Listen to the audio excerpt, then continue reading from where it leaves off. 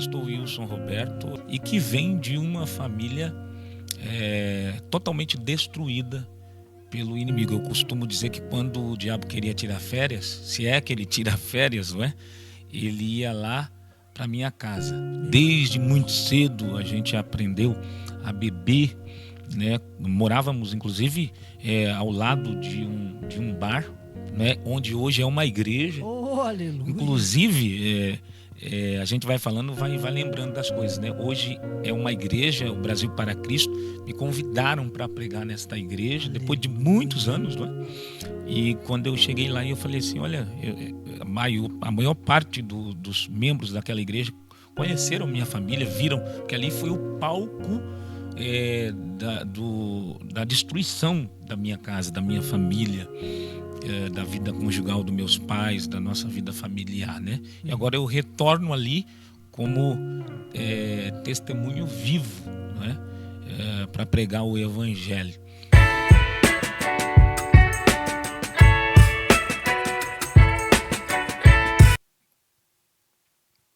Estamos? Pessoas cotidianas, vida cotidiana. Fica até redundante. A paz do Senhor, queridos irmãos, sejam bem-vindos a mais um podcast Pessoas Cotidianas com testemunhos incríveis. Hoje estamos gravando este podcast, esse testemunho diretamente da igreja El Shaddai, Espanha, Madrid, exatamente, do nosso querido e amigo pastor Gesonias Melo. Muitíssimo obrigado, pastor, por ceder o espaço da igreja para que nós possamos gravar este lindo testemunho. E eu estou com o pastor que esteve hoje, nesta sexta-feira, dia 31 de outubro, aqui pregando para nós, ministrando a palavra, pastor Wilson Roberto. Ele também que é autor deste querido livro aqui, ó, lindo, maravilhoso. Você está proibido de viver ansioso. Quero te fazer uma pergunta. Você já esteve ansioso por algo? Já andou ansioso? Então, se você é cristão, hoje vamos dar 5 razões pela qual você aí não deve andar ansioso por nada. Antes da gente começar, quero te pedir um grandioso favor. Se inscreve no canal, deixa teu like, envia este testemunho para alguém. Você pode estar sendo um anjo na vida de alguém, tá certo? E vai ajudar grandemente a este podcast. Pastor, seja muito bem-vindo a Madrid, a Igreja El Shaddai, e muito obrigado pelo culto maravilhoso de hoje e a tua presença aqui nos honra grandiosamente. Prazer estar aqui com você, Ayan, aqui no podcast Pessoas Cotidianas, esse podcast que eu já acompanhava aqui, que tem uma grande audiência em toda a Europa e também lá no nosso Brasil, de modo que é um prazer, uma honra estar aqui podendo participar e ter essa conversa boa, também para falar da temática tão relevante que é o tema do nosso livro, a ansiedade. Glória a Deus, pastor. Tudo que nós fazemos é para honrar e engrandecer ao nome desse nosso maravilhoso Deus. E já falando de testemunho, conta para o pessoal de casa um pouquinho quem é pastor Wilson e qual é o teu testemunho pessoal de vida. Bom, pastor Wilson Roberto é um servo de Deus, pai de família, esposo de Neila Santos, pai de Luiz Gustavo e Rebeca Vitória. Luiz Gustavo significa o guerreiro glorioso que tem o bastão para a guerra. Ele está assistindo. Aleluia. Um abraço, um beijão para o Brasil. Luiz Gustavo é meu garoto, 13 anos, e a Rebeca Vitória é aquela que atrai pela beleza. É a minha princesinha de 3 anos. E pastor Wilson, hoje, né, um pai de família, estou como itinerante servindo a Igreja do Senhor, teólogo também, não é, que gosta também de um pouco de hebraico, de cultura judaica, e que vem de uma família totalmente destruída pelo inimigo. Eu costumo dizer que quando o diabo queria tirar férias, se é que ele tira férias, não é? Ele ia lá para minha casa. Né? Meu Deus, misericórdia. Minha mãe, uma baiana, filha de baiana, né? E meu pai um paraibano, a minha mãe uma baiana de cor, uma negrona abençoada, e o meu pai um brancão paraibano. E desde cedo o meu pai é um ébrio habitual, não é? Infelizmente dependente químico, Meu Deus. e a minha mãe também foi alcoólatra, né? E a gente nasce dentro desse contexto, não é, de uma família totalmente desestruturada. 10 filhos, 6 mulheres, Meu Deus. 4 homens. O mais velho dos homens foi assassinado muito cedo, muito jovem. Quando o crack chegou em São Paulo, infelizmente, ele foi um dos que traficou essa droga horrorosa. E eu me lembro como se fosse hoje. Vieram buscar ele em casa para assassiná-lo, porque ele caiu, né, no laço do inimigo, experimentou a droga. E você sabe que são poucos que, experimentando uma só vez o crack, não fica viciado. E ele ficou viciado, e você sabe que a única dívida que se paga com a vida no crime é a dívida de droga, né? Sim. E lembro-me como se fosse hoje. Vieram buscar ele em casa e levaram ele para debaixo da passarela, a linha do trem, e assassinaram ele. E uma jovem, à época, gritou no portão: Dona Neuza, Neuza minha mãe, né? Acabaram de assassinar o teu filho Wagner ali debaixo da passarela, ali na linha do trem, não é?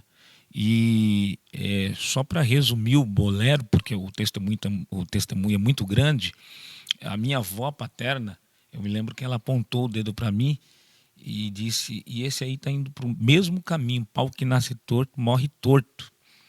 Vai morrer igualzinho o irmão mais velho dele morreu, né? Mas aí, a essa altura, minha mãe já tinha aceitado Jesus como Salvador. Jesus já tinha batizado ela com o Espírito Santo. E ela, aonde eu entrava em casa, minha mãe estava orando, e pasmem os senhores e as senhoras, até no banheiro.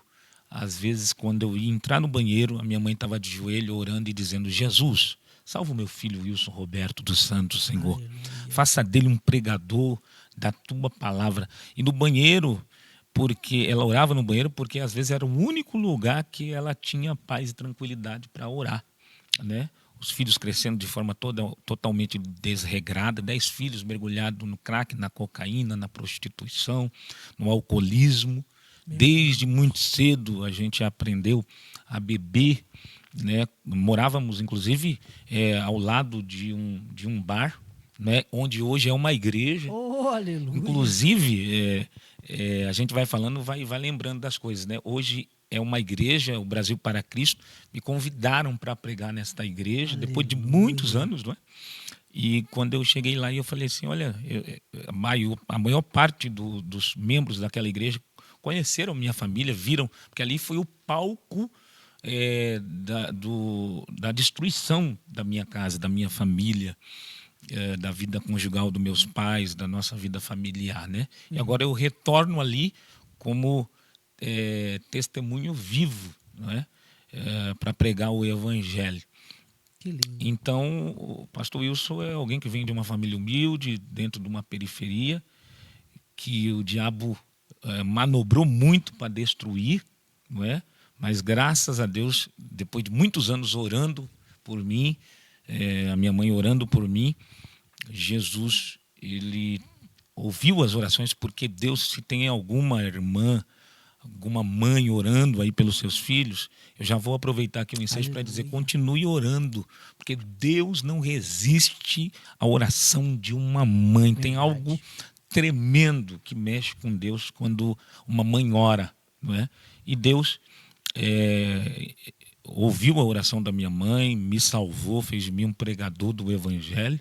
Eu fico assim achando uma pena, porque a minha mãe não teve o privilégio de me ver pregando o evangelho, não é? Mas é como eu costumo dizer, né? O profeta, no caso dela, a profetiza, sim, porque ela profetizou, falou para minha avó assim: esse aí não vai morrer coisa nenhuma, vai ser aleluia, pastor e pregador do evangelho. A profetisa que profetizou, a minha mãe, não teve o privilégio de me ver pregando, mas a palavra de Deus, ela é imortal, a promessa ela não morre junto com o profeta, não é? E hoje, graças a Deus, eu prego em quase todos os estados do Brasil, em muitos países mundo afora, e agora pela primeira vez aqui em Madrid, não é? Em Madrid. Aleluia. E como que foi o chamado, pastor? Chamado pastoral. Olha, para chegar no chamado pastoral, eu preciso pegar o fio da coisa, mas eu vou falar de forma bem resumida, porque Jesus recolheu minha mãe uma enfermidade. Minha mãe foi acometida de uma enfermidade que os médicos até hoje não souberam explicar. Simplesmente desenganaram ela, mandaram ela para se despedir da família em casa, morrer em casa, né? E eu me lembro que era véspera de Natal, há 24 anos atrás. Eu estava vindo de uma loja de surf, gostava de usar roupa de surf, e era véspera de Natal. Quando eu entrei no quarto, minha mãe não estava mais lá. Só que dias antes, a minha família, minhas irmãs, fizeram uma campanha da minha casa, 7 sextas-feiras. E numa dessas sextas-feiras, se eu não me engano, a última, uma profetisa se levantou no meio da nossa cozinha e disse: eis que assim diz o Senhor, povo rebelde de dura serviço. Sabe essas profetas do coque, essas senhoras do saião até o pé, que fala que você sente até medo? Sim. Então, foi uma dessas que Deus levantou e disse assim: se vós não se achegardes aos meus pés com pressa, me adorando em espírito e em verdade, eu vou levar aquilo que vocês mais amam para vocês saberem que eu sou Deus. Eu me lembro até hoje, eu não era crente ainda. Ele falou assim: desço no meu jardim, colho a minha rosa porque está preparada. E Deus falou, e de repente a minha mãe começou a apresentar uma melhora inexplicável. E quando ela falou, obviamente, essa profetisa falou o que Deus mandou, nós ficamos todos revoltados, né? Eu, um demônio até na pestana dos olhos, não é? Por trás, enquanto ela estava falando ali, eu xingando ela por dentro, não é? E depois pelas costas xinguei ela de tudo quanto é nome, achei que ela estava viajando na maionese, não é? E de repente minha mãe começou a melhorar, aí que eu fiquei com mais revolta, mais raiva daquela mulher. Só que, de repente, na véspera de Natal, deu uma parada cardiorrespiratória na minha mãe e Jesus recolheu ela. Dia 25 de dezembro nós estávamos sepultando ela. Meu Deus. E um mês depois eu estava na esquina com os caras, né, com os manos, e de repente passou uma menina, Viviane, uma menina chamada Viviane, e me convidou para ir a uma praça que tem lá na Zona Leste, no Itaim Paulista, chamada do Centro Cultural, Praça do Centro Cultural. Aí eu imaginei, né? Tá me chamando para a praça, eu já estava interessado nela, e havia indo e voltando para a igreja, né? E os servos de Deus são bonitos, né? E eu já estava interessado. Quando ela me convidou, eu pensei já na minha cabeça segundo as intenções, né? Que cheguei lá, esqueci completamente da Viviane, uma menina jovem, morena, e eu, como costumo dizer, né, fiquei vidrado no moreno, no Galileu da Galileia, em Jesus, porque tinha um pastor doido pregando, Edson José dos Santos, um dos maiores evangelistas que eu conheci, em cima de um caminhão, e pregando. Ele tinha um apelo muito, muito peculiar. No final ele gritava assim: filho pródigo, filha pródiga, o pai te espera. E naquele dia ele deu esse grito, né? E aí eu me segurei, mas parecia que ele estava falando comigo, Aleluia. Exclusivamente comigo. Eu me segurei e não fui. Aí ele falou assim: você não vem hoje, não é, filho? Mas amanhã você vem. Rua Capitão Eugênio de Macedo, deu um número que me foge a memória agora. Amanhã você vem. No outro dia eu fui sozinho, sem convite. Esqueci completamente a menina. E fui, eu lembro que eu fiquei no fundo da igreja. E hoje é sede do setor 53 do Ministério do Belém, lá no Itaim Paulista. E no final ele fez o apelo, eu me segurei, mas quando eu abri os olhos, quando eu menos me dei conta, eu estava com as duas mãos erguidas nos céus na frente do altar, erguida aos céus na frente do altar, E engraçado, Ayan, que eles não oraram para batismo com o Espírito Santo naquele dia, mas o maestro da orquestra desceu Olha isso. do altar e me abraçou. E quando ele me abraçou, começou a jorrar da minha boca línguas estranhas. E eu colocava a mão na boca assim, e foi uma coisa tremenda. Naquela noite, Deus me converteu radicalmente. Aleluia. Me batizou com o teu Espírito Santo. Eu fui para casa falando língua estranha e cheguei em casa e avisei: agora eu sou crente e vou me batizar. De repente, todo mundo se levantou contra mim. Até o meu patrão, porque eu trabalhava na feira à época, né? E ele era espírita, candomblecista, e ele sempre acendia velas assim na feira, na barraca, uma barraca de 25 metros. E aí eu disse para ele: olha, era um domingo, né? Amanhã eu não vou poder vir porque eu vou me batizar. Aí ele disse: então quer dizer que agora você vai dar dinheiro para pastor, né? Você virou crente. Fique sabendo que se você não vier amanhã, você está na rua. Aí ele falou assim: vai dar agora seu dinheiro para pastor? E eu sempre fui desbocado, né? Sanguíneo. Meu Deus. E eu olhei para ele e falei assim: é melhor do que comprar de vela para queimar para o capeta. E fica com o teu trabalho, porque com trabalho ou sem trabalho, amanhã eu não venho, eu vou me batizar e vou servir a Deus. E desde então, na verdade, na noite que eu aceitei Jesus, eu cheguei em casa, peguei a velha Bíblia da minha mãe e comecei a ler.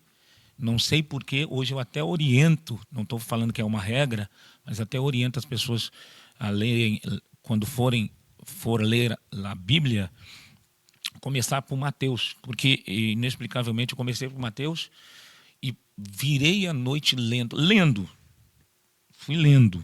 Capítulo a capítulo. Capítulo a capítulo. E quando eu menos me dei conta, o dia estava amanhecendo, eu já estava no livro do Apocalipse. Só que como eu sempre fui muito racional, eu peguei uma caneta e eu anoto tudo que eu lia que eu não cria, eu escrevia: não creio, não creio, não creio. Sempre fui muito racional, não é? E, bom, aí depois a gente passa a ler a Bíblia de forma sistemática, né, entendendo os temas centrais da Bíblia. E, respondendo a tua pergunta, o chamado pastoral aconteceu de uma forma muito espontânea, muito,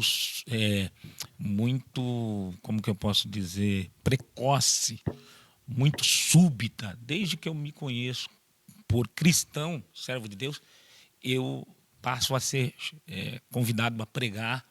Ainda não tinha nem carteira de cooperador, auxiliar de escala, né? E comecei a ser convidado para pregar dentro do estado de São Paulo e até fora, não é? E assim começou o meu ministério. Com 6 meses de crente, o pastor me convidou para dar aula para os pré-adolescentes na escola dominical, não é? Escola da qual eu faço parte como aluno até hoje, não é? Então, meu ministério começou assim.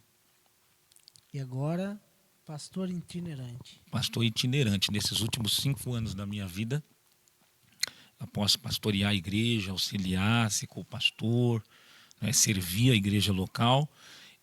Embora eu sempre preguei, Sim. mas eu sempre trabalhei em empresa e eu nunca tinha sentido essa confirmação para eu me lançar, por assim dizer, como itinerante. Certo. Né? E isso aconteceu só nesses últimos, não mais que 5 anos da minha vida, em comum acordo com a minha querida esposa, e debaixo da bênção do meu pastor nós temos espalhado, pregando e escrevendo livros e abençoando vidas. Lindo, pastor. E como é viver pela fé, pastor? Porque o pastor itinerante, ele vive pela fé. Como é isso? Você mesmo já falou, né? Viver pela fé, é colocar o pé e Deus colocar o chão. É enxergar no escuro, é abraçar o intangível, é viver da moeda que sai da boca do peixe, não é? Literalmente. Lembra aquela moedinha que Jesus falou: vai lá, Pedro, paga o seu imposto e paga o meu. Então é assim que nesses últimos anos eu tenho vivido. Eu até brinco, né? Hoje eu vivo, eu visto o meu número de calçado, de roupa, é o cimidão. Cimidão eu visto, cimidão eu como. E a gente vive da moeda que sai da boca do peixe. É assim que a gente vive na dependência total de Deus. Podemos contar alguns milagres nessa caminhada do Senhor que Deus fez milagres que o Senhor falava assim, olha, hoje eu não tenho, e aparece na itinerância do Senhor nesses últimos 5 anos. Muitos milagres. Muitos milagres, coisa assim de você pensar, às vezes de você... Porque, de fato, Jesus, aquela resposta que ele deu para Pedro, afoito, né? Ele olha para Jesus e fala assim, nós largamos tudo para te servir. Inclusive nossa parentela, pai, mãe, esposa e filhos. E o que nós vamos ganhar com isso? Jesus disse 100 vezes aqui. E por fim, a vida eterna. Então, nessa caminhada, nessa dependência de Deus, como itinerante, houve momentos de eu apenas pensar em relação a uma necessidade minha e Deus tocar no coração de alguém. Eu estou até preocupado, porque ultimamente no meu ministério isso está sendo muito intenso. Essa provisão muito presente, não é? E às vezes você quer elogiar uma pessoa, por exemplo, você está calçado com um belíssimo sapato, não é? E está acontecendo assim comigo agora há pouco. Eu estava em Rondônia antes de vir para cá, para a Europa, pregando, e fui elogiar o pastor que estava com um sapato muito lindo, caramelo. Ele falou, gostou, pastor? Gostei. Aí arrancou do pé, falou, é seu. E aí a gente fica até constrangido, um calçado caro, bonito, né? Então Jesus vai cuidando assim, né? Vai provendo assim, e a gente vai vivendo sob o signo da entrega, né? Aleluia. Pastor, e como que o senhor tem conciliado a itinerância e o teu primeiro ministério, que é a família? Então, eu acredito que esse é um ponto que a maioria dos itinerantes é uma dificuldade que a gente enfrenta, Sim. né? Uma vez que a nossa vida conjugal, familiar, ela não está restrita ao tempo e espaço, não é? Mas é muito difícil essa logística, né? De você ter que atender a igreja, viajar e às vezes você volta cansado, extenuado fisicamente, emocionalmente. Se você não tiver o cuidado, o equilíbrio e entender que o seu ministério, o primeiro ministério é a sua família, você acaba, vou usar aqui uma frase, com a licença aqui da palavra, você acaba cobrindo um santo e descobrindo o outro, né? Você vai carpir o terreno dos outros enquanto o seu está por carpir. Então a gente precisa ter muito equilíbrio, né? Porque o evangelho é pautado no equilíbrio.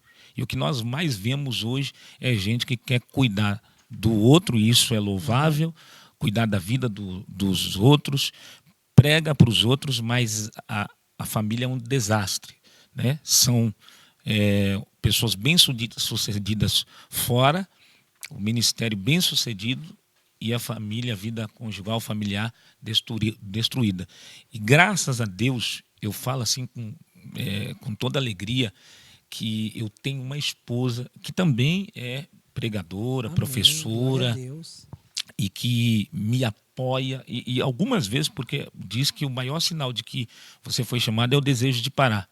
E às vezes que eu tive desejo de parar, ela falou assim, não é isso que Deus está falando para nós. Aleluia. Então, graças a Deus, eu tenho todo o apoio da minha esposa. Aliás, não vejo a hora.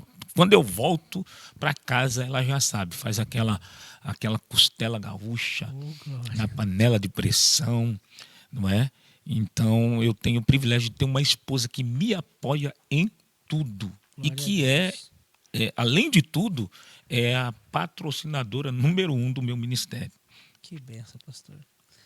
Pastor, o senhor também é escritor, escreveu este livro que o pessoal de casa pode estar vendo aqui, você está proibido de viver ansioso. Aqui o senhor solta também 5 razões porque Jesus te proíbe viver ansioso. Conta para o pessoal de casa o que te levou a escrever esse livro. Então, a história desse livro, a ideia surge no ápice da pandemia, né? Com aquela política, pelo menos lá no Brasil, do fica em casa e a economia a gente vê depois. Aham. E, é verdade que na pandemia houve esse lockdown a nível planetário, não é? Sim. E durante o período do fica em casa, a ansiedade ela alcançou o topo entre as doenças psicossomáticas que mais encurtam a vida do ser humano Verdade. na Terra. E isso não é eu que digo. Se você der uma googada aí agora, você vai encontrar um monte de especialistas dizendo que foi durante o ápice da pandemia que a ansiedade cresceu, invadiu os lares de forma avassaladora, né? E foi a primeira vez que as crianças, inclusive, o número de crianças com ansiedade ultrapassou a população adulta ansiosa, não é? E isso aconteceu, esse crescimento assustador da ansiedade, dos transtornos de ansiedade e das doenças psicossomáticas, elas cresceram durante a pandemia, sobretudo a ansiedade, devido, claro que tem vários fatores, Sim. mas no meu modo de ver, na minha cosmovisão, isso aconteceu também por conta da quebra da rotina. Você Isso percebe mesmo. que, de repente, todos nós nos vimos em casa, não é? Sem saber o que fazer, né? Sem saber o que fazer, por quê? Porque a rotina foi quebrada. E rotina, ao contrário do que a gente pensa, a maioria das pessoas pensa que rotina é uma coisa negativa. Não, a rotina só é ruim quando ela se torna monótona, não é? Aham. Mas rotina nada mais é do que pequena rota, vem do francês, não é? Que é pequena rota, é uma programação. Por exemplo, nós estamos hoje fazendo esse podcast fora dos estúdios, que Assim comumente mesmo. o senhor faz, e estamos nas dependências da igreja aqui. E numa igreja, num culto, tem uma liturgia. O que é a Assim. liturgia? A rotina de um culto, certo? E o que é a rotina de um lar, de uma pessoa? Nada mais é do que a programação diária, semanal, ali que a pessoa tem, não é? Que dá a essa pessoa, que dá a nós, uma sensação de controle. Porque, embora não sejamos adivinhos, não tenhamos bola de cristal, mas quando temos rotina, nós sabemos o que vamos fazer a seguir. É isso aí. E, de repente, todo mundo se viu em casa, o estudante, o universitário, o empresário, o profissional liberal, o autônomo, as mulheres que trabalham em casa e fora, e as crianças fora da escola. De repente, a rotina de todo mundo foi quebrada. E a sensação de descontrole tomou conta das pessoas, não é? De repente ninguém mais sabia o que iria acontecer, o que iria acontecer daqui meia hora. Aliás, estava todo mundo perdido, né? Sobretudo o pessoal da área da saúde, É isso não mesmo. é? E então isso trouxe um medo avassalador para as pessoas, para a população. Até porque a ansiedade nada mais é do que o medo travestido de cuidado preventivo. Então, a ansiedade é fobia do futuro, medo do porvir. Quando você não sabe o que vai acontecer, você sente medo. Então, a ansiedade tomou conta de forma terrível, né? Dos lares, das famílias, dos corações, das mentes. E também adentrou a igreja, né, porta adentro, e nós tivemos muitos casos de irmãos nossos com transtornos, né, de ansiedade?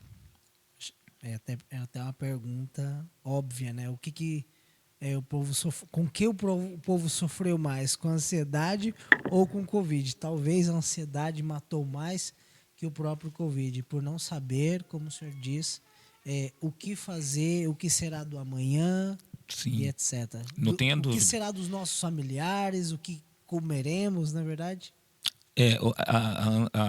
A Covid, ela, além de ter sido uma doença terrível, um vírus com proporções planetárias, que matou centenas de milhares de pessoas, ela maximizou problemas, Sim, né, que estavam ali, por assim dizer, adormecidos, camuflado, escondidos, sim. camuflados, não é? E agigantou outros, né? Como no caso da ansiedade, né? E foi durante esse período que Deus me deu essa mensagem, que é baseada no sermão mais importante que Jesus pregou, que segundo os biblistas é o Sermão do Monte, que vai de 5 a 7 de Mateus, não é? E no cerne desse sermão, no bojo desse sermão, Jesus encontra um espaço de pelo menos 10 versículos no capítulo 6, de vinte e Uhum. cinco a 34, para nos proibir vivermos ansiosos. Não é? Veja que a ênfase recai não no sentir ansiedade, porque seria humanamente impossível esse pedido. Na verdade, não é um pedido, é uma ordem imperativa. Não andeis cuidadosos. Jesus, das 18 vezes que a palavra não aparece, Aham. pelo menos até onde eu pesquisei, a palavra não aparece como um mandamento negativo nos capítulos 5, 6 e 7 de Mateus, 18 vezes, pelo menos. E, pelo menos 3 vezes, dessas 18 vezes, Jesus se utiliza da palavra não para nos proibir, para te proibir viver ansioso.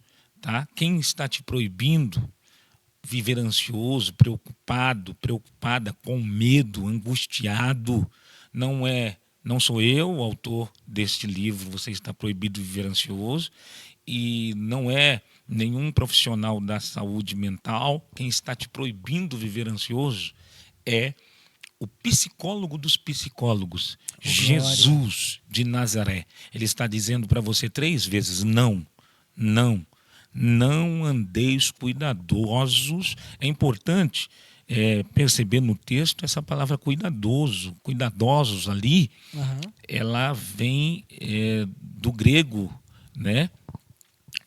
Geralmente a gente, como o português, o espanhol, o italiano vem do tronco latino, né? Sim. Vem do latim e a palavra ansiedade, ansietas, vem do latim em português, né? Que é aquele estado de agitação, a sensação de estar suspenso no ar, ou seja, um descontrole, né? A sensação de descontrole. Só que no Novo Testamento, a palavra aqui para cuidado, cuidadosos, solícitos, é a palavra merminarro. Merinarro. Meri vem de meso, metade, dividido, fatiado. Mesopotâmia, por exemplo, entre rios, Uhum. porque meri, meso é entre, metade, dividido, fatiado. E a segunda parte da palavra mernaus é nous, conforme aparece lá em Pedro 5,7, lançando sobre ele toda a vossa ansiedade, porque ele tem cuidado de vós. A ansiedade é um lixo que você precisa jogar fora. Amém. Precisa jogar para fora, se desvencilhar. Então, ansiedade, nos termos do grego do Novo Testamento, é mente dividida. Mente dividida entre o que, pastor? Entre o presente real e o futuro ficcional. Então está aí a primeira razão pela qual Jesus nos proíbe vivermos ansiosos. Jesus te proíbe viver ansioso porque a ansiedade divide a tua mente entre o presente real, por mais duro que ele seja, e um futuro ficcional. Hoje mesmo eu estava falando e eu estava fazendo uma reflexão e falei bem assim, cara, é que o amanhã ele não existe. O que existe é hoje, é Muito agora. Existe esse momento. Daqui a pouco a gente não sabe. Ele não existe ainda. O amanhã ele não existe. Existe isso aqui que você vê, isso que você está vivendo.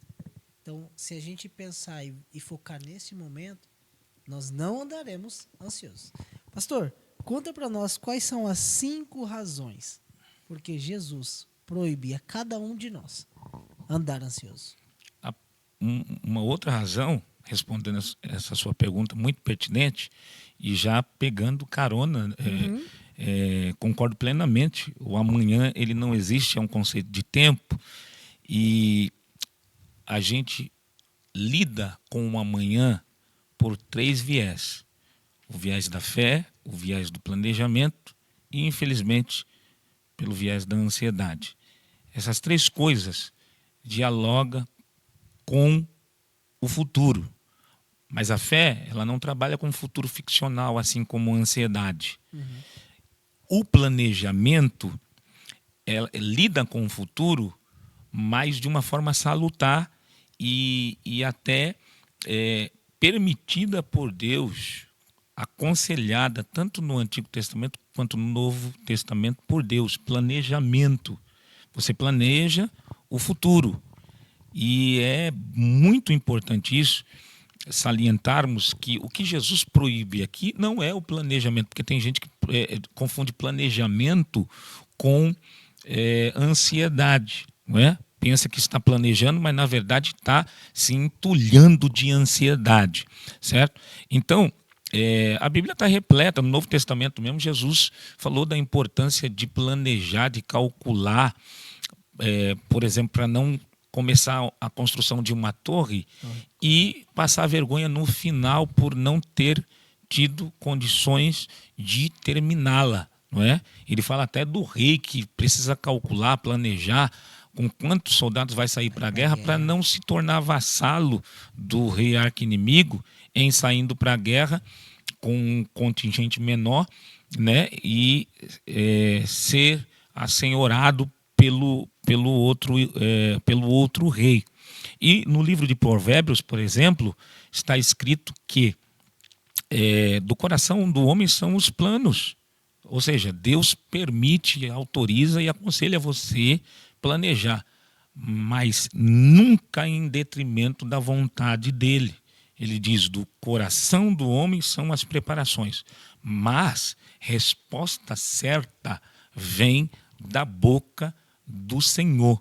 Então, planejamento é algo que Deus gosta. Planejamento estratégico é um conceito de sucesso, não é? Tem uma frase que diz que o planejamento é a alma, né, do negócio, e eu diria mais, de todo sempre planejar é muito bom, desde que seja sempre esse planejamento sempre seja subalterno à vontade dos céus, à vontade de Deus, como diz o Tiago. A gente não pode dizer nós mudaremos para aquela cidade e faremos isso e aquilo outro. Sempre se Deus quiser. Assim. Eu tenho um plano, eu tenho um projeto acerca do futuro, e se Deus quiser, vai acontecer. Amém. Agora, a ansiedade, ela lida com o futuro de uma forma ficcional. Na verdade, todo ansioso, ele desenvolve uma mente hollywoodiana. Você pode ver que a ansiedade, conforme eu falei, de acordo com a etimologia da palavra, ela é a mente dividida. Ela divide você. O seu corpo fica paralisado aqui no presente, e a tua mente fica ruminando, fica dialogando, confabulando com o futuro que você não sabe se realmente vai acontecer. Então, além de tudo, a ansiedade ela nos emburrifica, por assim dizer. Ela vai roubando a nossa inteligência, porque a ansiedade trata como certo um futuro que não existe. O único futuro que existe é o futuro aonde Deus está. Aleluia. Por quê? Pergunta, por quê, pastor? Por quê, pastor? Porque Deus é atemporal. Aleluia. Ele não é eterno porque ele habita na eternidade. Tem muita gente que pensa que ele é eterno porque habita na eternidade. Ele é eterno. O teu Deus, que te diz para você não viver ansioso, sob o controle e o domínio da ansiedade, ele é um Deus atemporal. Ele é eterno, não porque habita na eternidade, mas porque é o Pai da eternidade. Ele mesmo criou a eternidade. Amém. Então ele existe antes e depois do tempo. O tempo no qual ele atua não é o tic-tac do relógio, o Cronos, é o Kairos. Então ele é o único ser que pode lidar com o futuro como certo, porque para ele o que será já foi. Amém. Então ele já foi adiante de você, já endireitou os caminhos tortos, já despedaçou o ferrolho de ferro, arrebatou as portas de bronze e ele pode te mostrar riquezas encobertas, tesouros escondidos, mas é necessário você confiar em Deus, porque a ansiedade também é uma espécie de fé negativa. Fé negativa é medo. E poucas coisas entristecem mais a Deus como Pai do que o medo.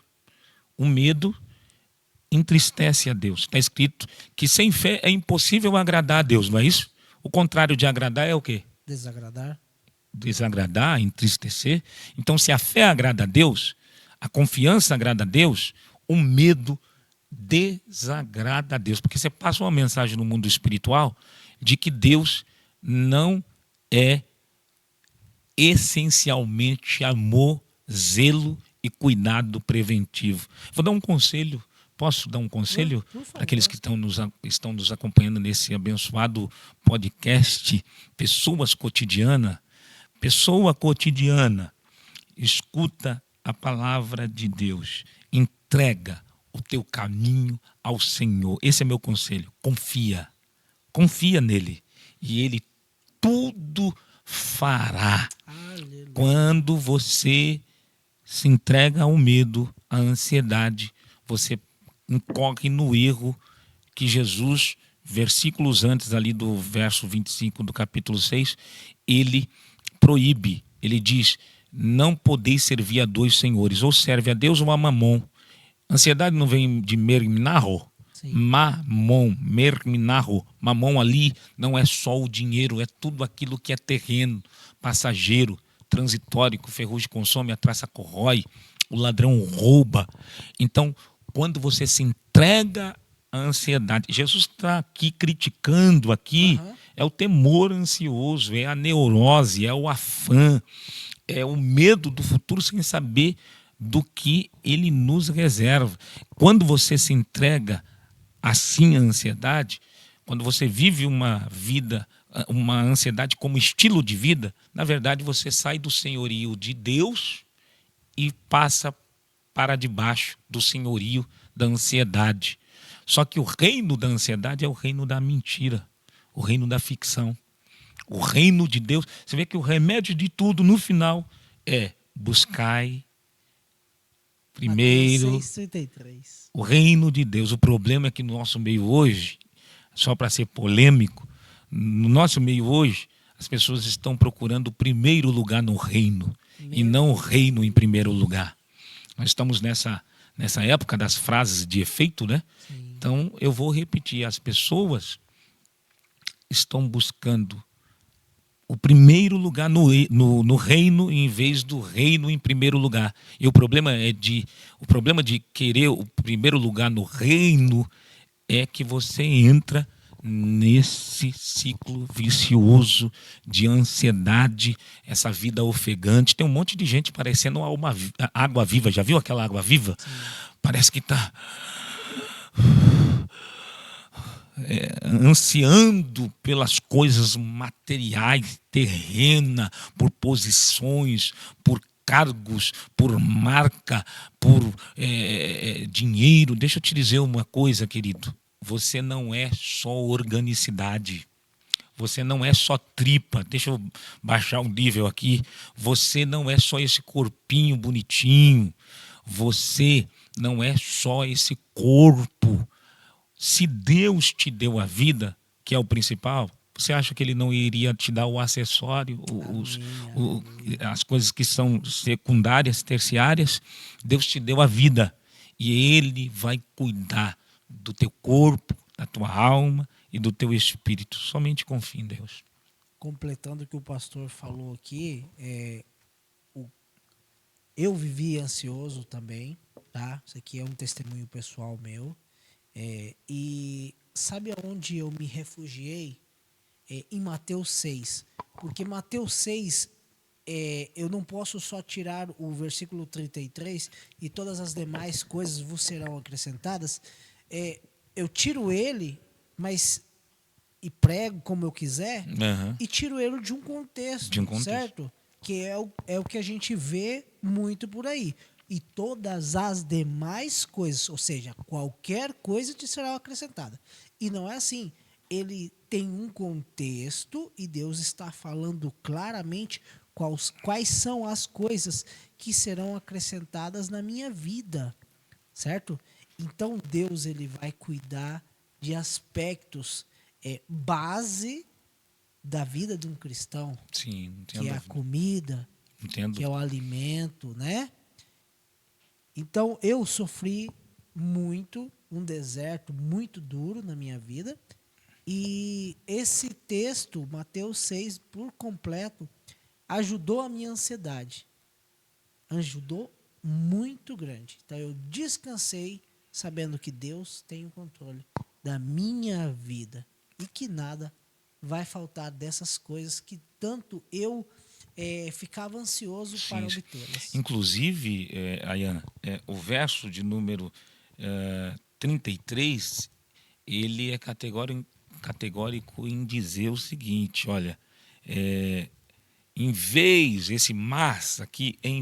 de vocês viverem assim, sim, preocupados, angustiados, com medo do porvir, com essa fobia do futuro, com essa preocupação excessiva que não acrescenta vida na vida de vocês, só drena a energia de vocês, só rouba toda a possibilidade da paz do presente. Em vez de vocês viverem assim, atrás de comida, de bebida, de vestimenta.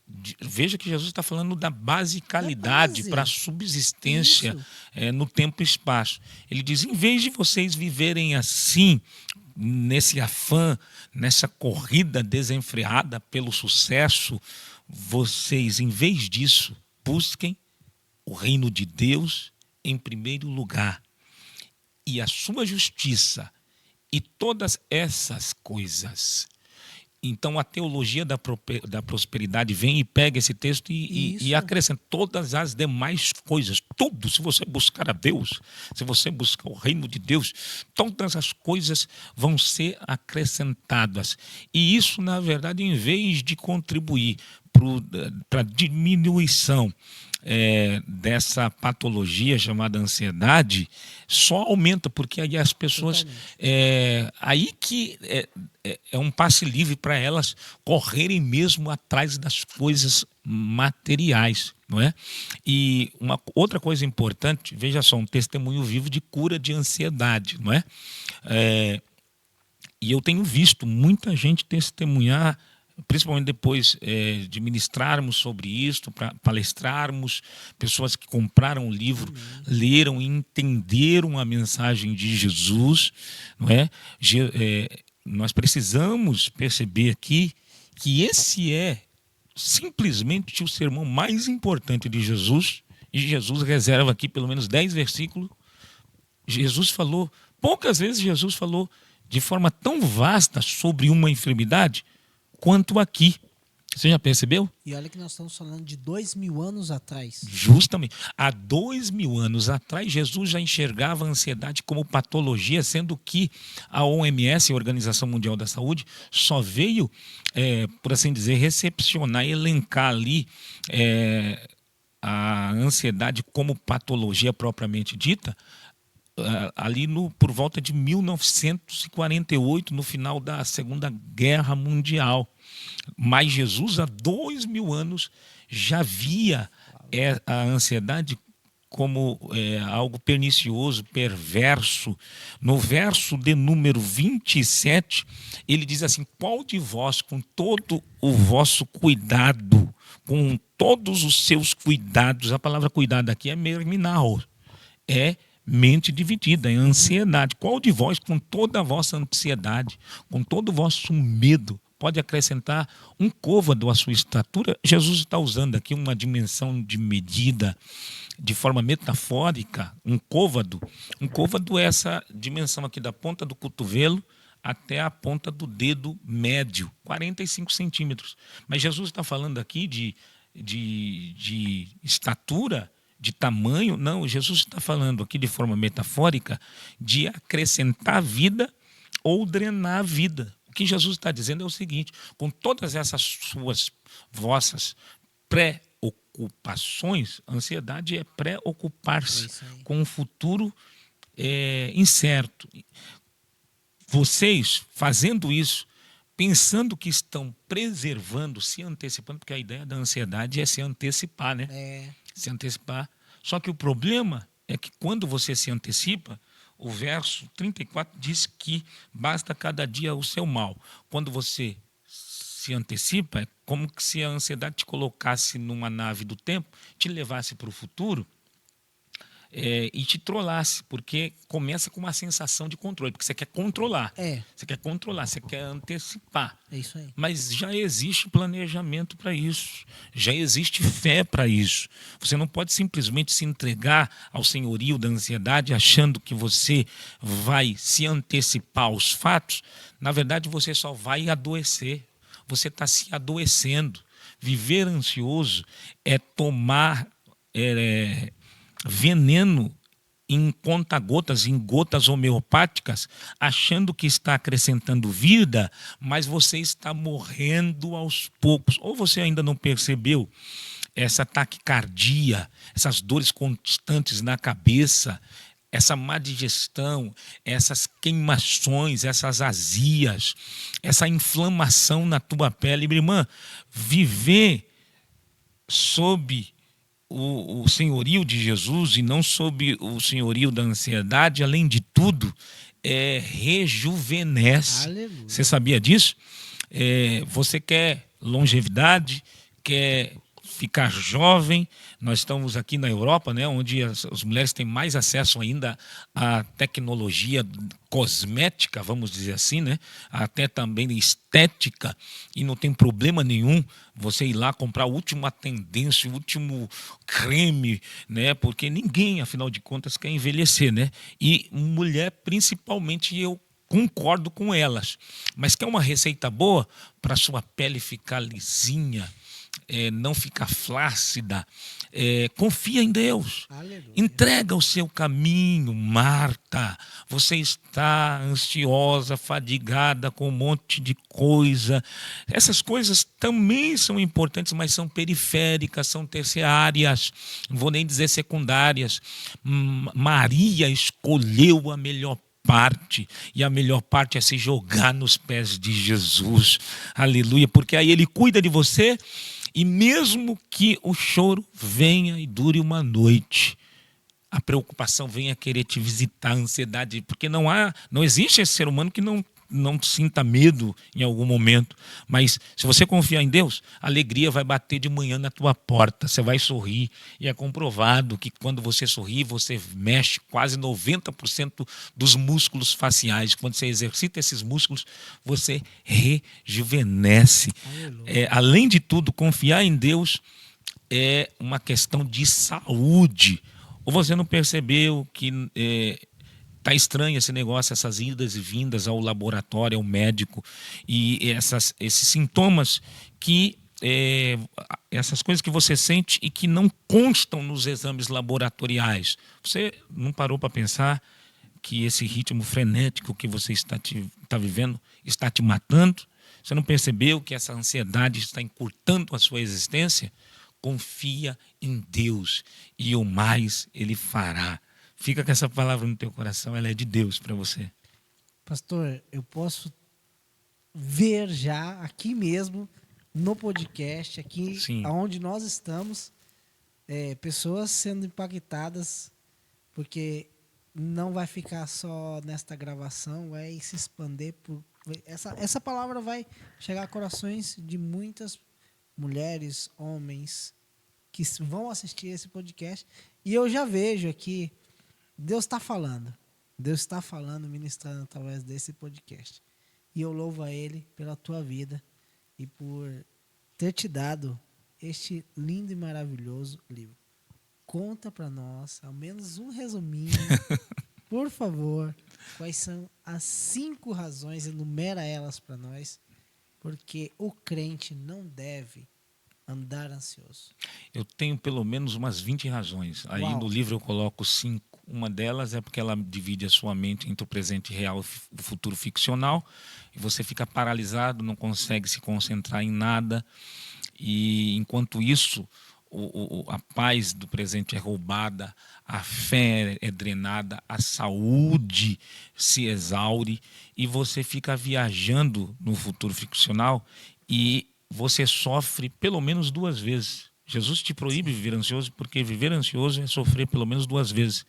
Sofrer por antecipação, Sim. arrancar os cabelos, espernear, o coração querendo sair pela boca, aquela sensação de estrangulamento, falta de ar. E quando chega o dia que a coisa acontece, quando acontece, porque às vezes não acontece, e geralmente, na maioria esmagadora das vezes, quando acontece, não acontece do jeito que você ficou confabulando. E aí você sofre a segunda vez, porque você sofre porque sofreu. Você diz, meu Deus, se eu soubesse que ia ser assim, eu não teria ficado daquele jeito, me martirizando, arrancando meus cabelos. Então a segunda razão é porque a ansiedade te faz sofrer 2 vezes. A terceira razão pela qual Jesus te proíbe viver ansiosa, já foi falado aqui, a ansiedade encurta a sua existência no tempo e espaço, porque você foi criado em 3 dimensões, espírito, alma e corpo. Então, ela ataca a sua alma, certo? Adoece a sua alma, porque é uma doença psicossomática, reflete no seu corpo e ela também atinge a sua vida espiritual, o seu espírito. Por quê? Porque ela te leva para o reino que não é de Deus. É o reino dela. A ansiedade tem um reino. Em vez de você viver assim, vassalo do reino das preocupações, busque o reino de Deus, porque o reino de Deus é o reino da verdade, é o reino da justiça. Além de tudo, além da ansiedade dividir a sua mente, roubar a sua concentração, drenar sua fé, além dela roubar a sua saúde emocional, física, ela atinge a sua saúde espiritual, porque é uma coisa que pouca gente fala, mas para Jesus viver ansioso, não é sentir ansiedade, tá? Viver ansioso é pecado. Você entregar a sua vida para um outro senhor, não podeis servir a 2 senhores, porque ou você agrada a um ou agrada a outro, ou aborrece um ou aborrece outro. Então, para Jesus, viver sob o controle da ansiedade é pecado, porque no mundo espiritual você passa uma mensagem de que Deus é só Senhor e Deus, e não Pai. E nós precisamos entender e aprender a nos relacionarmos com Deus, chamando-o de Pai. Aliás, a ansiedade, nesse contexto, está atrelado à oração do Pai Nosso. Jesus começa ensinando-nos a orar. Sim. O capítulo 5 é o sermão da beatitudes, das bem-aventuranças. Capítulo 6, Jesus começa a nos ensinar a orar. Ele começa... Antes de nos ensinar a oração modelo, ele ensina-nos como não orar. Já percebeu? Uhum. Ele diz, não orem, não é para orar como os escribas e fariseus. E aí ele ensina a não orar de forma exclusivista, para os outros verem. E ele diz, quando forem orar, também não faça como os gentios, que acham que é por muito repetir, muito falar, que eles serão ouvidos. A ideia de repetir muito está atrelado também à desconfiança. Quando eu digo para você, mas você vai comigo lá no podcast? Você vai me levar lá no podcast? Você diz, eu vou. E aí passa 1 minuto, mas você vai mesmo me levar no podcast? Ô, rapaz, eu não falei que eu vou, não dei a minha palavra. Meia hora eu te ligo. Ô, varão, mas você vai cumprir, quer dizer, você não tem, eu não tenho confiança naquilo que você está falando, certo? Então, por isso eu fico repetindo. Então, tem muita gente ansiosa na hora da oração também, porque fala agora, fala depois, fala mais adiante. Fale com Deus, o teu Senhor, sabendo que Ele é Pai. Aleluia. E como Pai, Ele sabe exatamente do que você precisa. Já falou para Ele? Então entrega, deixa que Ele vai fazer. Amém? Deixa que Ele vai fazer. Então, uma outra razão pela qual Jesus te proíbe viver ansioso é porque a ansiedade atenta contra a natureza essencial desse Deus, que é essencialmente amor, zelo, cuidado, e nele você pode confiar. Ele não é político que em época de campanha promete o céu e a terra e quando é eleito não dá nem o inferno de lambuja. Ele é Deus, Ele é Senhor. Aleluia. E Ele é Pai. E além de tudo, a ansiedade tem um poder de te autodiminuir. Ele rouba a sua ótica de ver, de se enxergar e te nivela por baixo, te coloca no nível do reino animal, do reino vegetal e dos gentios, que representam aqueles que não se relacionam com Deus, crendo também que Ele é Pai. Então veja o que a ansiedade faz com você. Por que Jesus te proíbe viver ansioso? Porque de repente você começa a se enxergar como aqueles espias da terra. Você começa a enxergar tudo maior do que o teu Deus. Tem até uma frase que diz, né? Não diga para o teu Deus o tamanho do teu problema, diga para o teu problema o tamanho do teu Deus. Assim. Pois é, a ansiedade rouba a tua capacidade, ela minimiza a sua fé, reduz a sua visão. Quando você olha no espelho, você não se enxerga como coroa da criação. Você se coloca numa posição mais baixa ou no mesmo nível que as aves. Jesus fala, dá uma olhadinha para as aves do céu. Elas não semeiam, não cegam, não juntam celeiro. O vosso Pai as alimenta. Deixa eu terminar, eu não sei se está chegando ao fim, eu estou com vontade de falar sobre isso até amanhã. Mas hoje, quando você foi na padaria ou no mercado, a mãe passarinho estava lá na fila do caixa, ela pagou com o quê? Com crédito, com débito, aqui com multibanco. Multibanco, né? Aqui fala, né? O Bizum, que é o nosso Pix lá do Brasil. Não. Passarinho, os pássaros não sabem o que é padaria nem mercado, mas conhecem o padeiro. Aleluia. E sabe quem é o provedor. E Jesus sabe o que Jesus fala para os discípulos? Quem é o provedor das aves do céu? O vosso Pai. Ele não diz o pai delas, ele diz o vosso Pai. Então vocês estão tendo uma visão auto-oprimida. Vocês estão se enxergando de forma diminuída, né?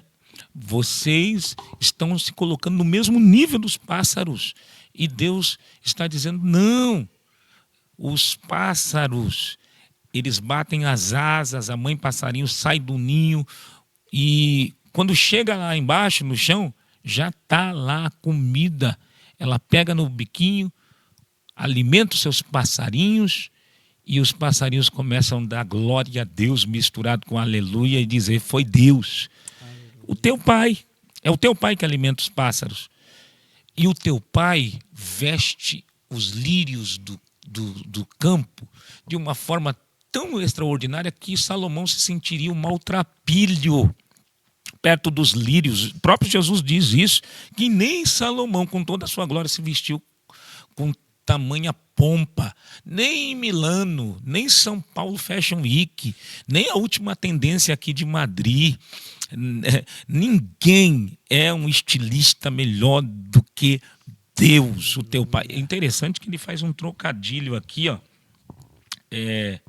Ele usa a palavra fiam. Ele diz no verso de número 28, no final, ele diz assim, os lírios do campo, eles crescem. Olha como eles crescem. Não trabalham nem fiam. Essa palavra fiam aqui vem de fidere, da onde vem a palavra fide, que é fé. Fiam aqui eles não têm condições de tecer um fio de algodão ou de linho ou do que quer que seja para costurar a sua própria roupa. Eles não têm essa capacidade, eles não fiam. E dessa palavra fiam vem a palavra fide, que é fé. Aleluia. Então, por que Jesus te proíbe viver ansioso? Porque a ansiedade simplesmente te acachapa e rouba a sua capacidade de crer, de confiar em Deus. E a fé, você sabe, é o firme fundamento, é o fundamento sólido. Viver pela fé é colocar o pé e acreditar que Deus vai colocar o chão daqui a pouco. Viver sob o controle da ansiedade é viver sob o controle do medo e do desespero. Verdade. Ansiedade, ladrão de felicidade.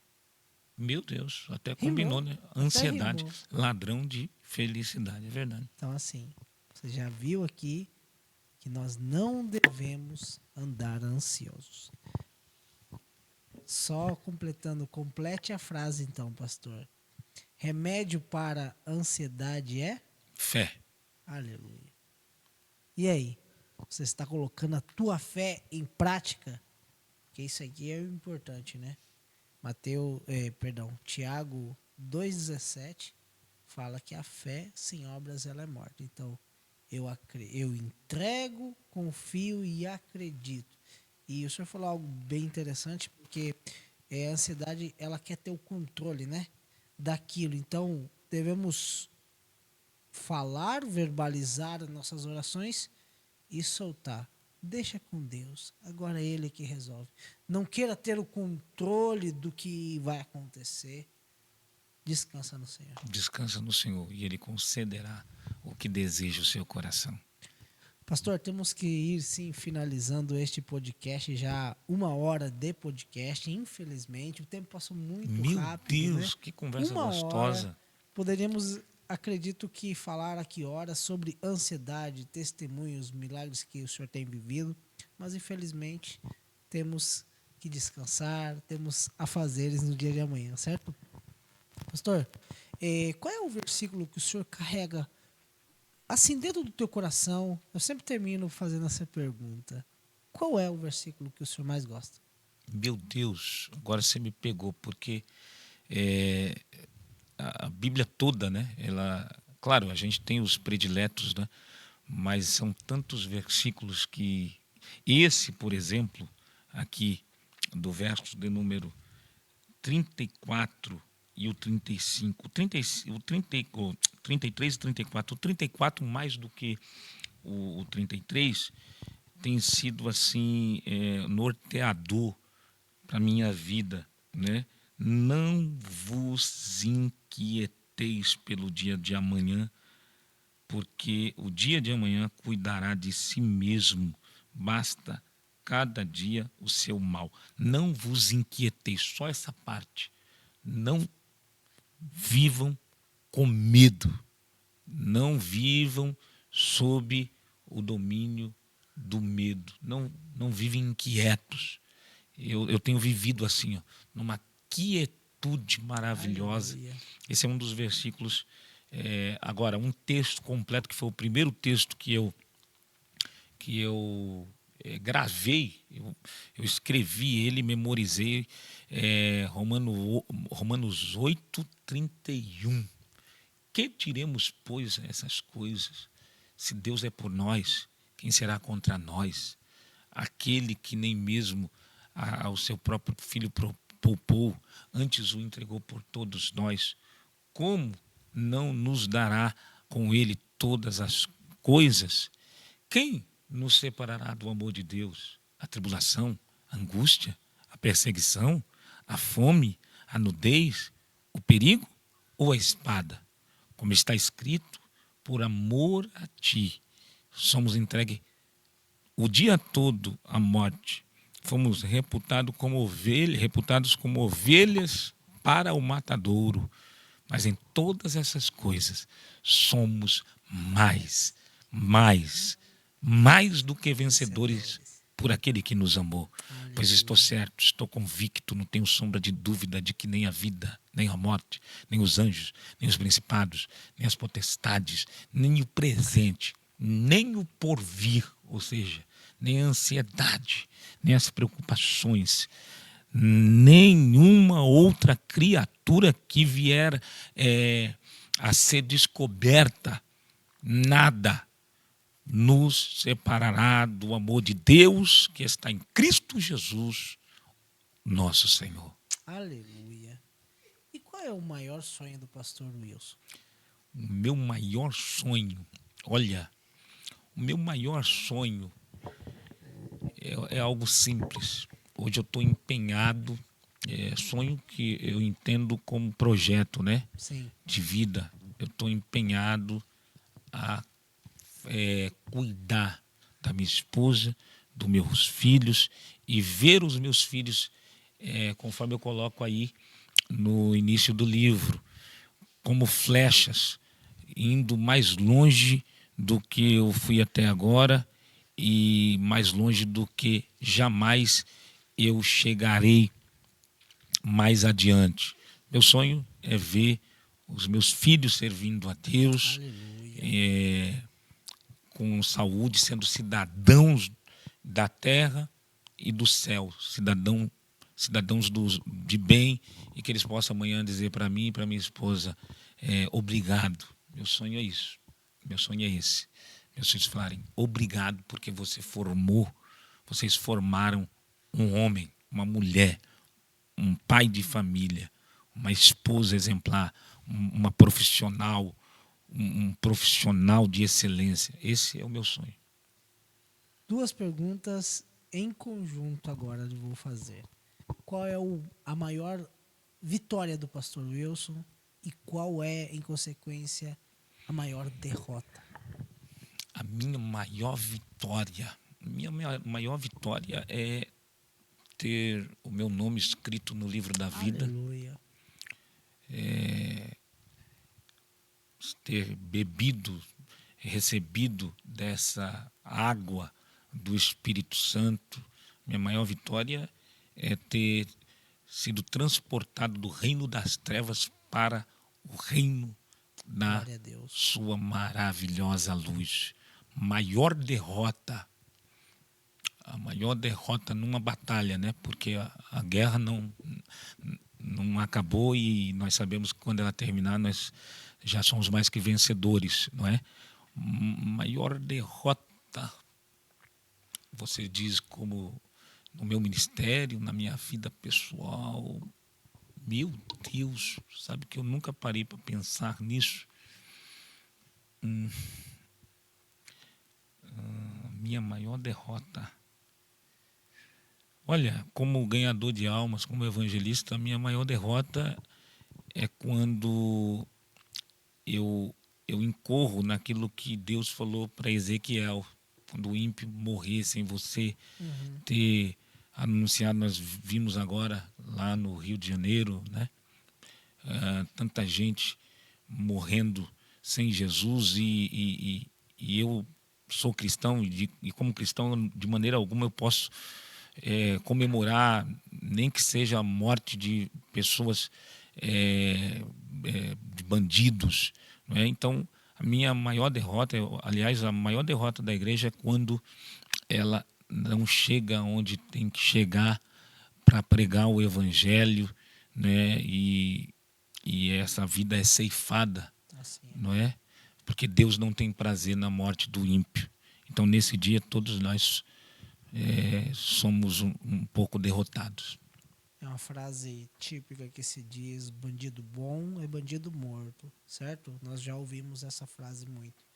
Mas eu gosto da frase que um cantor de rap cristão chamado Tiagão, ele fala: bandido bom é bandido na cadeia, porque de vez em quando eu apareço lá e prego para eles Glória e a eles se Deus. convertem assim como eu me converti para Deus.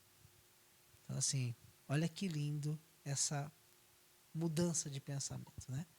Pastor, o senhor falou sobre frase de efeito. Então, eu queria que o senhor terminasse com uma frase de efeito que o senhor gosta ou que o senhor carrega no teu ministério. Meu Deus, uma frase de efeito, né? Eu posso dar até uma exortação. Exortar vem de paraclesei, de onde vem a palavra paracleto, que é o Espírito Santo. Exortar significa chamar a atenção com amor. Aham. Eu não gostaria de deixar uma frase de efeito, eu gostaria de alertar sobre essas pregações de frases, baseadas só em frases, que às vezes parece que tem lógica, mas não faz sentido nenhum do ponto de vista bíblico. Esses dias eu vi uma frase de efeito, sabe por quê que Deus não fez Ezequiel andar sobre os ossos e sim sobre o vale? Aí todo mundo, por quê? É porque Deus, nós não podemos fazer as pessoas de trampolim. Quer dizer, é verdade que a gente não pode fazer as pessoas de trampolim, né? Sim. Só que o Ezequiel 37 está falando sobre isso. Seria até um desrespeito, hoje até vilipêndio a cadáver, segundo o Código Penal brasileiro, você andar sobre os ossos. Deus jamais faria isso. Primeiro que ele não pode tocar em defunto, nem ossos, ele era profeta. E Deus não ia fazer Ezequiel andar sobre os ossos em vez de andar sobre o vale. A ideia central dali do texto, o próprio Deus faz a exegese do texto. Está vendo esses ossos, Ezequiel? É toda a casa de Israel. É o estado deplorável que Israel se encontra no cativeiro babilônico, né? Então, essas frases de efeito, frase não é pregação. Amém? Frasezinha não é pregação. Pregação é abrir a Bíblia, ler o texto, explicar o texto e aplicar o texto. Perfeito, pastor. Eu estou totalmente de acordo, porque assim, eu faço podcast, mas assim, eu não curto, eu não gosto. Eu gosto do que o senhor fez aqui. Explicou Bíblia.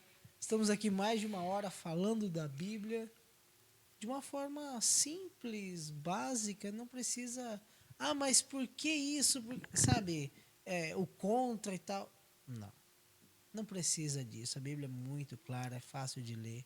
Então, assim, busque pessoas que saibam falar da Bíblia corretamente, que é melhor. Existem muitos grandes pregadores da palavra do Senhor na internet. Não vá só em podcast para ouvir pregações, por favor, tá? Mas sigam este podcast. Pastor, quero te agradecer por esse tempo maravilhoso. Imagina, eu que agradeço. Que nós tivemos aqui. Que tempo precioso. De verdade, foi uma honra tê-lo, escutar o senhor, saber um pouco mais sobre ansiedade.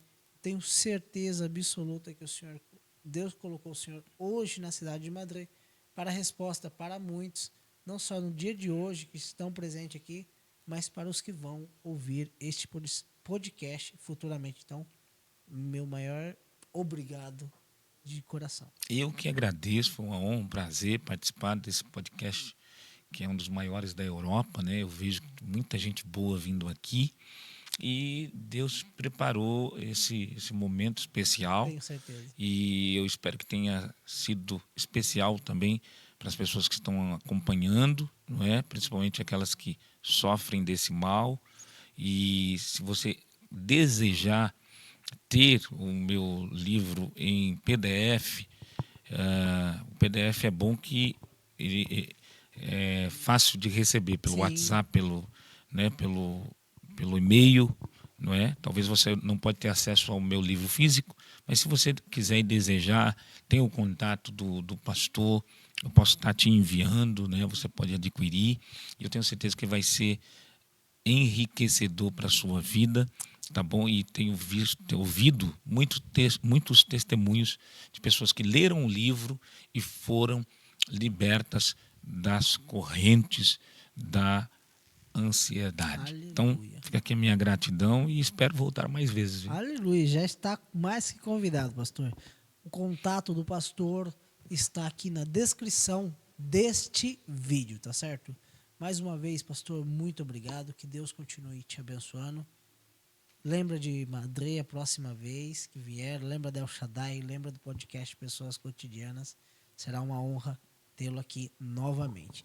E a você que ficou até aqui assistindo esse podcast, quero te falar, envie esse podcast para uma pessoa que está necessitando deste alimento espiritual, para que ela possa ser liberta deste mal do século, da ansiedade.